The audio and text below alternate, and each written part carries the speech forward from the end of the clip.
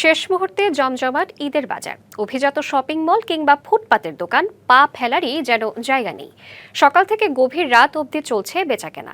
পোশাকের দাম কিছুটা চড়া ক্রেতাদের এমন অভিযোগ থাকলেও পরিবারের সাথে ঈদের আনন্দ ভাগ করতে পেরেই খুশি তারা। ভালো বিক্রিতে হাসি ফুটেছে বিক্রেতাদের মুখে। ময়মনসিংহের হকার্স মার্কেট, তুলনামূলক কম দামের পণ্যের এই বাজার এখন ক্রেতার আনাগোনায় মুখর। পছন্দের জিনিস কিনতে সকাল থেকে মধ্যরাত পর্যন্ত ঘুরছেন দোকানে দোকানে।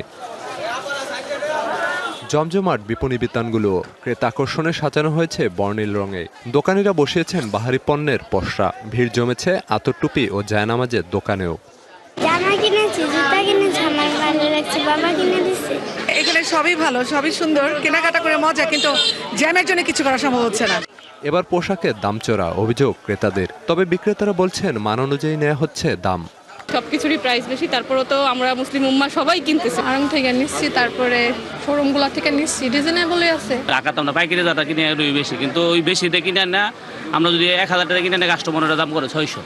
উৎসবের আমেজ জামালপুরের বিপণী বিতানে। ঈদের কেনাকাটায় মেতেছেন ছোট বড় সবাই।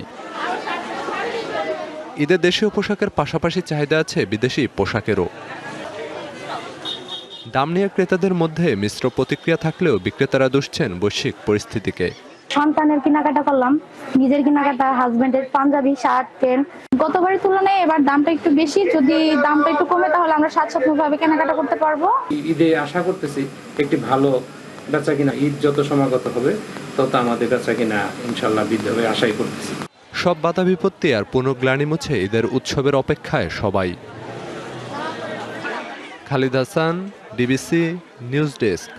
নগদ নিয়ে এলো হার না মানা হার অফার। সর্বনিম্ন 10,000 টাকা রেমিটেন্স নগদে পাঠালে থাকছে স্বর্ণের হার জেতার সুযোগ।